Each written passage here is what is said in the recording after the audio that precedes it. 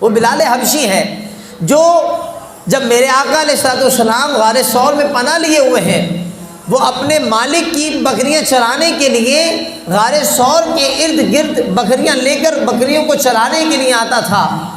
بکریاں چلانے آنے والا، ان کو چروانے کے لیے آنے والا وہ غلام جو ابھی تک اسلام کی دعوت سے وابستہ نہیں تھا، میرے مصطفیٰ کریم علیہ الصلوۃ والسلام کا جب دیدار ہوا، حضور کے مبارک اور نورانی چہروں میں اس طرح کھو گئے کہ مسلمان ہو گئے، کلمہ پڑھ کر اسلام سے وابستہ ہو گئے۔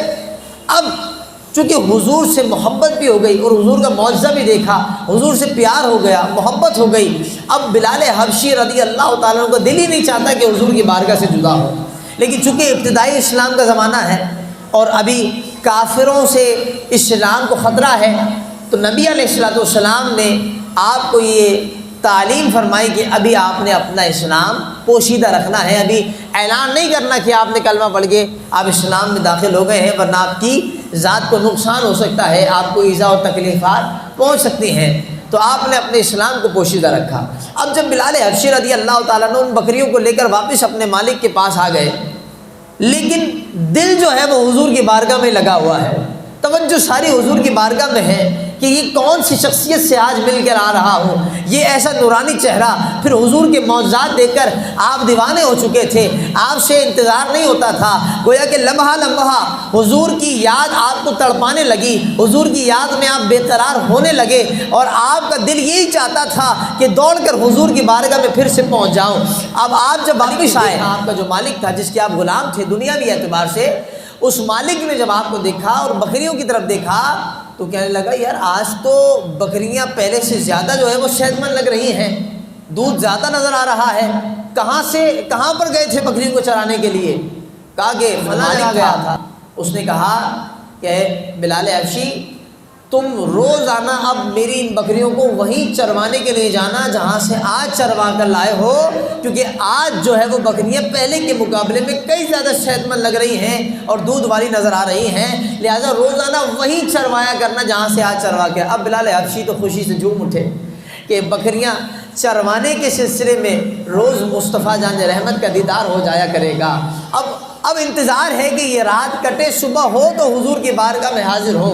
اللہ اکبر۔ یہاں سیدنا بلال حبشی نے بکریوں کا ریوڑ اٹھایا اور چراتے ہوئے واپس اسی مقام پہ پہنچ گئے۔ بکریاں تو اپنا کام کر رہی ہیں، بلال حبشی حضور کی بارگاہ میں حاضر ہیں، سیدنا ابوبکر صدیق ہیں، میرے مصطفیٰ ہیں، اور بلال حبشی یہ غلام ہے، اللہ اکبر، جو حقیقتاً حضور کا غلام ہو چکا ہے، جو حضور کی غلامی میں آ چکا ہے۔ اب آپ حضور کی بارگاہ میں بیٹھ کر حضور کی باتیں سنا کرتے تھے، دین کی تعلیم سیکھا کرتے تھے۔ اللہ اکبر۔ جب وقت ہو جاتا تو اپنی بکریوں کا ریوڑ لے کر واپس اپنے مالک کے پاس چلے جاتے تھے، جو دنیاوی اعتبار سے آپ کا مالک تھا، حقیقت میں تو آپ حضور کی غلامی میں آ چکے تھے، دراصل تو آپ حضور کے غلام بن چکے تھے۔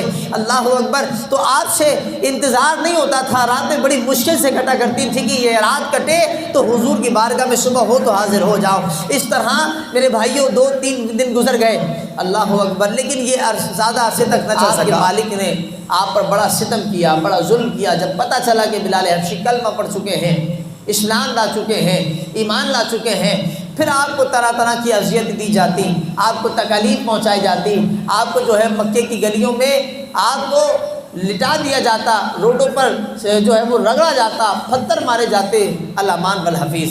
صرف کیا اس بات پر کہ آپ کو کہا جاتا کہ جو تم نے کلمہ پڑھا ہے اس کا انکار کر دو، حضور کا انکار کر دو، اللہ کی وحدانیت کا انکار کر دو۔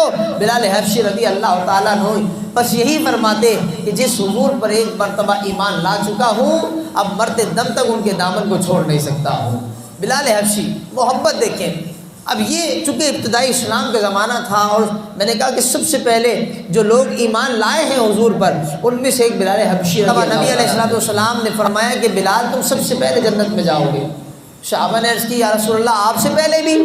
میرے مصطفیٰ کریم علیہ الصلوۃ والسلام نے فرمایا ہاں مجھ سے پہلے بھی بلال جنت میں جائیں گے۔ کہا یہ کیسے ہو سکتا ہے؟ فرمایا جس سواری پر سوار ہو کر میں جنت میں داخل ہوں گا اس کی مہار حضرت بلال حبشی تھامے ہوئے ہوں گے۔ تو فرمایا سب سے پہلے جنت میں بلال حبشی جائیں گے۔ بلال حبشی رضی اللہ تعالیٰ عنہ جب حضور کے دامن سے وابستہ ہوئے، حضور کے غلامی میں آئے، تو میرے کریم آقا علیہ الصلوۃ والسلام نے آپ کو مؤذن اسلام اور مؤذن رسول کا لقب عطا فرمایا کہ آپ کی جو آواز تھی، خوبصورت آواز، جب آپ اذان دیتے تو لوگوں کے دل جو ہے وہ سرور میں آ جاتے، اللہ اکبر، کھنچتے تھے لوگوں کی قلوب۔ اور یہی وہ واقعہ ہے جس کی طرف اشارہ کیا جاتا ہے کہ جب میرے آقا کریم علیہ الصلوۃ والسلام کا وصال ظاہری ہوا، ان کا وصال ہو گیا، وصال ظاہری کے بعد صحابہ کے اندر ایک غم کی کیفیت طاری ہو گئی۔ صحابہ کرام بڑے غمگین ہوئے، بڑے افسردہ ہوئے، اور بڑا تکلیف دہ معاملہ تھا صحابہ کے حضور کی جدائی، حضور سے جدا ہونا۔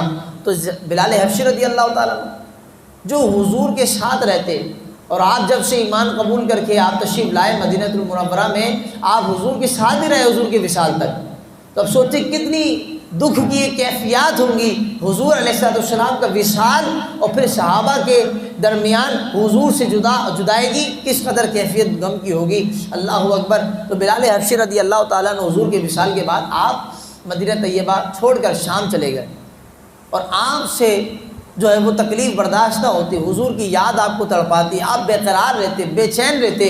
ایک مرتبہ آپ رات میں جب سوئے تو نہ جانے وہ نیند بھی کیسے آ گئی، جب آپ رات میں سوئے تو میرے آقا کریم علیہ الصلوۃ والسلام کا دیدار آپ کو نصیب ہوا، حضور خواب میں جلوہ افروز ہوئے، حضور کو یاد کرتے کرتے بلال حبشی سو گئے، حضور کا دیدار نصیب ہوا۔ میرے کریم آقا علیہ الصلوۃ والسلام نے خواب میں آگے فرمایا، کیا بات ہے بلال، ہم سے ملنے نہیں آتے ہو، ہم سے ملنے بھی نہیں آتے ہو؟ تو بلال حبشی کی آنکھ کھلی، صبح کو سفر مدینہ باندھ لیا، آپ حضور کی بارگاہ میں جا رہے ہیں، مدینہ طیبہ کا سفر آپ نے باندھا، حضور کی بارگاہ میں پہنچتے ہیں۔ جب حضور کی بارگاہ میں پہنچے تو اب حالات بدل چکے تھے، حجرے میں جو ہے وہ نہ میرے مصطفیٰ کریم علیہ الصلوۃ والسلام آپ کو نظر آتے ہیں، نہ وہ ازواج مطہرات موجود ہیں، وہ عالم بدل چکا تھا۔ میرے آقا کریم علیہ الصلوۃ والسلام کی بارگاہ میں جا کر آپ ڈھونڈتے ہیں، گویا تلاش کرتے ہیں حضور کہاں ہیں۔ آپ حضور کے مزار پر حاضر ہوتے ہیں، رو رہے ہیں، تڑپ رہے ہیں، بلک رہے ہیں، حضور کی بارگاہ میں عرضیہ کر رہے ہیں، یا رسول اللہ اپنا دیدار تو کروا دیجئے، یا رسول اللہ آپ کے دیدار میں دل تڑپ رہا ہے، مچل رہا ہے، اللہ اکبر۔ اتنے میں صحابہ کو پتہ چلا کہ بلال شام سے مدینے آئے ہیں، اللہ اکبر، صحابہ جمع ہونے لگے۔ تو صحابہ کرام نے عرض کی، ہے بلال آپ تو آ گئے ہیں، گویا کہ مؤذن تو آ گیا ہے، امام نظر نہیں آتا۔ ہاں آج مؤذن تو حاضر، حضور کا مؤذن رسول تو حاضر ہے، مدینہ طیبہ مسجد نبی کا مؤذن تو حاضر ہے۔ گویا یوں لگتا تھا کہ جیسے مؤذن آ چکا ہے، کچھ دیر بعد امام بھی آ جائیں گے، امام الانبیاء بھی تشریف لائیں گے، حضور بھی تشریف لے آئیں گے، لیکن نہیں، اب حضور نے تشریف تو نہیں لانا تھا۔ تو صحابہ نے عرض کی، اے بلال وہ جو اذان تم حضور کے دور میں دیا کرتے تھے، آج پھر سے ایک مرتبہ، کئی وقت ہو گیا، عرصہ ہو گیا، تمہارے منہ سے ہم نے وہ اذان نہیں سنی ہے، لہٰذا اپنی خوبصورت آواز میں ذرا وہ اذان تو سنا دو نا، حضور کے دور کی یاد بھی تازہ ہو جائے گی، اللہ اکبر۔ بلال حبشی رضی اللہ تعالیٰ فرماتے ہیں، نہیں اب وہ اذان نہیں دے سکتا۔ کیوں؟ کہا کہ بات یہ ہے کہ جب میں اذان دیتا تھا تو مصطفیٰ کریم علیہ الصلوۃ والسلام کا دیدار بھی کیا کرتا تھا، ممبر پہ دیکھتا تھا، اشہد ان محمد رسول اللہ پڑھتا تھا تو حضور کا دیدار کیا کرتا تھا، حضور کا چہرہ دیکھ لیا کرتا تھا تو دل کو قرار آ جاتا تھا، بے چینیاں دور ہو جاتی تھی، غم دور ہو جاتا تھا، سکون مل جاتا تھا، قرار مل جاتا تھا۔ آج اگر اذان دی بلال حبشی نے اور مصطفیٰ کا چہرہ، وہ نورانی چہرہ، وہ برکت والا چہرہ، وہ بددعا والا چہرہ، وہ خوبصورت و حسین و جمیل چہرہ مصطفیٰ کریم علیہ الصلوۃ والسلام کا، اور آپ کی زیارت نہ ہو سکی تو بلال برداشت نہ کر سکے گا، بلال وہ غم نہ برداشت کر سکے گا، بلال وہ صدمہ نہ سہ سکے گا، اللہ اکبر۔ صحابہ کرام عرض کر رہے ہیں، بلال وہ اذان سنا دیجئے۔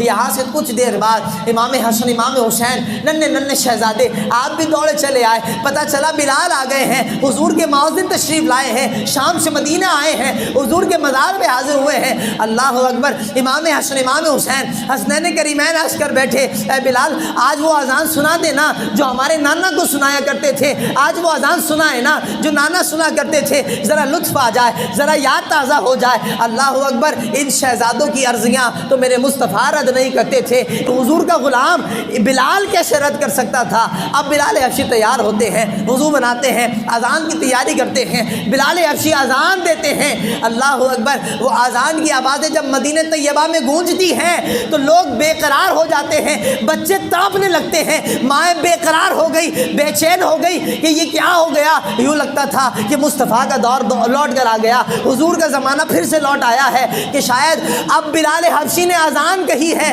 کچھ دیر بعد حضور حجرے سے تشریف لائیں گے، نماز بھی قائم ہوگی، وہ امامت کا سلسلہ ہوگا، جماعت قائم ہوگی، اذان دینے والا مؤذن رسول بلال ہوگا اور امامت کروانے والے امام الانبیاء ہوں گے۔